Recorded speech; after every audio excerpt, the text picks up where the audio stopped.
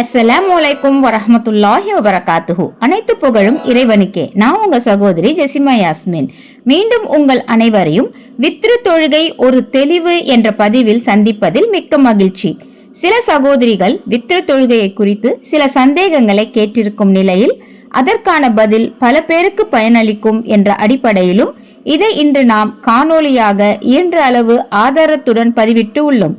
அல்ஹம்துலில்லாஹ், அல்லாஹ்வே மிக அறிந்தவன். வித்ரு தொழுகை என்றால் என்ன? கடமையான தொழுகைக்கு பிறகு மிகவும் சிறப்பு வாய்ந்த அதிக நன்மையை பெற்றுத்தரக்கூடிய தொழுகை இரவில் தொழும் தொழுகையாகும். ரமலான் மாதத்திற்கு பிறகு சிறந்த நோன்பு அல்லாஹ்வின் மாதமான மொஹர்ரம் மாதத்தில் நோக்கப்படும் நோன்பாகும்.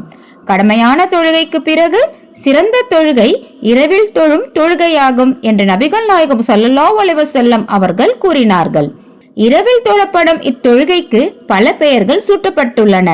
1. சலாத்துல் லைல், இரவு தொழுகை. 2. கியாமுல் லைல், இரவில் நிற்குதல். 3. வித்ரு, ஒற்றைப்படை தொழுகை.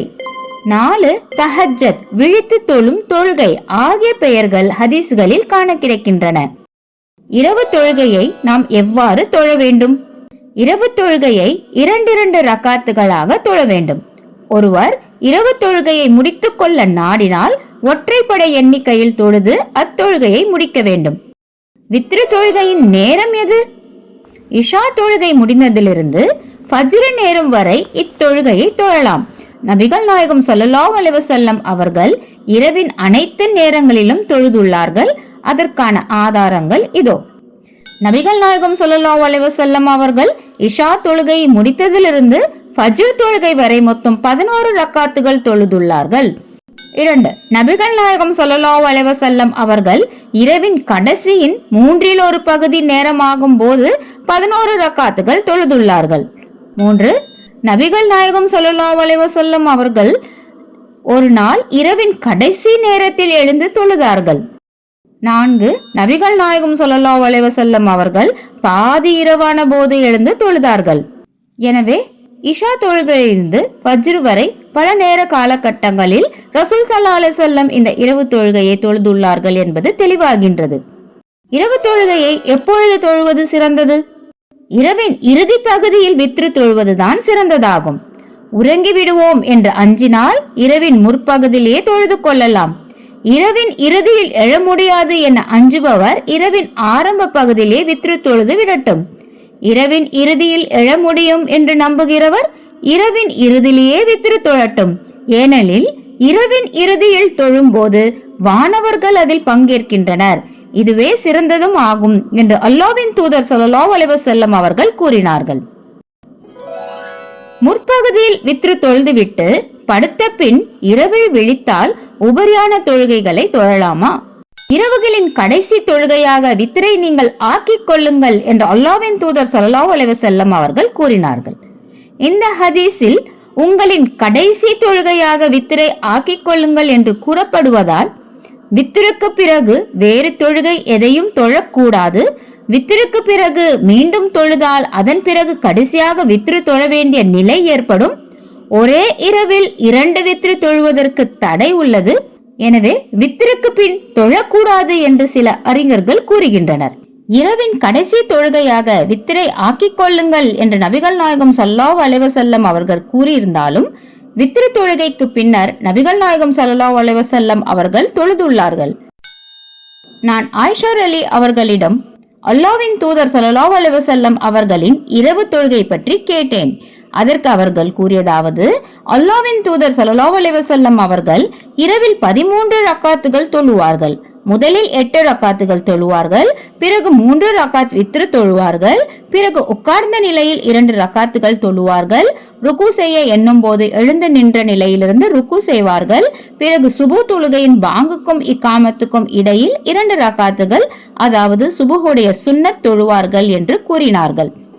இந்த ஹதீஸில் வித்ரு தொழுத பின்னர் நபிகள் நாயகம் ஸல்லல்லாஹு அலைஹி வஸல்லம் அவர்கள் 2 ரக்காத்துகள் தொழுததாக குறிப்பிடப்படுகின்றது. எனவே இரண்டையும் இணைத்து நாம் முடிவு செய்ய வேண்டும். இரவில் கடைசி தொழுகையாக வித்ரை ஆக்கிக் கொள்ளுங்கள் என்ற கட்டளை கட்டாயம் அப்படித்தான் செய்ய வேண்டும் என்ற அடிப்படையில் இடப்பட்ட கட்டளையாக இருக்க முடியாது. சிறந்தது என்ற அடிப்படையில் இடப்பட்ட கட்டளையாகத்தான் இருக்க முடியும். கண்டிப்பாக செய்ய வேண்டிய கட்டளையாக இருந்தால் நபிகள் நாயகம் ஸல்லல்லாஹு அலைஹி வஸல்லம் அவர்கள் அதை மீறியிருக்க மாட்டார்கள் என்பதை நாம் விளங்கிக் கொள்ள வேண்டும்.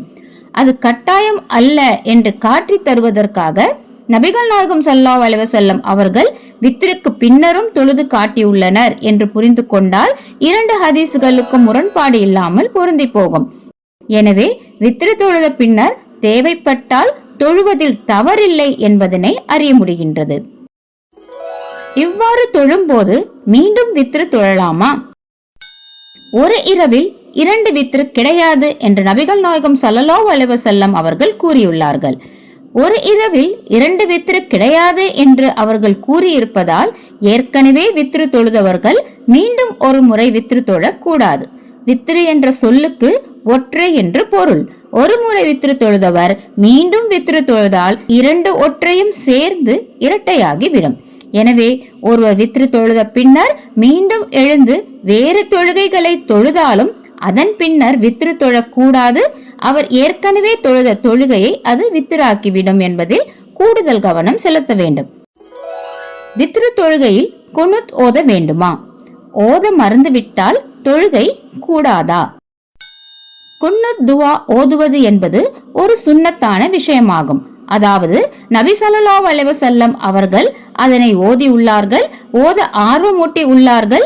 எனவே அதை ஓதுவது நமக்கு நன்மையை பெற்று தரக்கூடிய விஷயமாக இருக்கும். ஒருவேளை மறதியாக அதை நாம் ஓத மறந்துவிட்டு சஜ்தாவுக்கு சென்று விட்டால் இதனால் தொழுகைக்கு எந்த பாதிப்பும் ஏற்படாது. தொழுகை கூடிவிடும். ஆனால் அதன் கொண்டு நாம் பெறக்கூடிய நன்மையை நம்மால் பெற்றுக்கொள்ள இயலாது என்பதுதான் இதனுடைய விளக்கமாக இருக்கின்றது.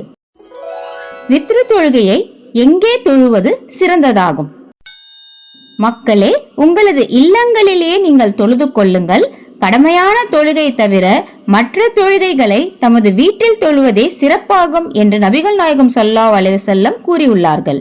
எனவே ஃபர்லான தொழுகையை தவிர்த்து மீதி தொழுகைகளை நம் வீட்டிலே தொழுவதுதான் சிறந்ததாகும். இரவு தொழுகையையும் தொழுது வித்திரையும் தொழுது முடித்த பின் இரவில் விழிப்பு வந்தால் நாம் தொழக்கூடிய தொழுகையின் நிலைப்பாடு என்ன? இரவு தொழுகையின் ரகாத்துகளின் எண்ணிக்கை பல உண்டு. உதாரணத்திற்கு 8 ரகாத், 10 ரகாத், 4 ரகாத், 12 ரகாத் போன்றவை.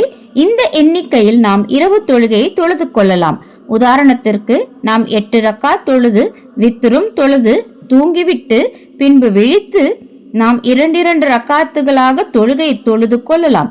அது நமக்கு உபரியான தொழுகையாக அமைந்துவிடும். இதில் நாம் கவனிக்க வேண்டிய முக்கியமான ஒரு விஷயம் மீண்டும் வித்ரு தொழக்கூடாது என்பது மட்டும்தான். அல்ஹம்துலில்லாஹ், நீங்கள் கேட்ட கேள்விகள் அனைத்திற்கும் பதில் கிடைத்திருக்கும் என நம்புகிறோம். இது போன்ற இன்னும் பல பயனுள்ள காணொளிகளுக்கு எம்முடன் இணைந்திருங்கள். இதுவரை எங்கள் சேனலை சப்ஸ்கிரைப் செய்யாதவர்கள் சப்ஸ்கிரைப் செய்து கொள்ளுங்கள். மறவாமல் நமது காணொளியை பல பேருக்கு ஷேர் செய்து விடுங்கள். அல்லாஹ் அருள் செய்ய போதுமானவன். அஸ்ஸலாமு அலைக்கும் வரஹ்மத்துல்லாஹி வபரகாத்துஹு.